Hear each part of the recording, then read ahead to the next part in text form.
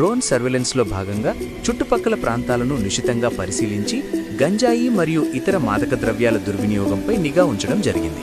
కాకినాడ జిల్లాలో eagle teams మరియు local NDPS teams సమన్వయంతో గంజాయి హాట్స్పాట్లను డ్రోన్ సహాయంతో తనిఖీ చేశారు. అలాగే తూర్పుగోదావరి జిల్లా బొమ్మూరు పోలీస్ స్టేషన్ పరిధి మరియు ఏలూరు నగరంలోని గంజాయికి అవకాశం ఉన్న హాట్స్పాట్ ప్రాంతాల్లో డ్రోన్ నిఘా నిర్వహించబడింది.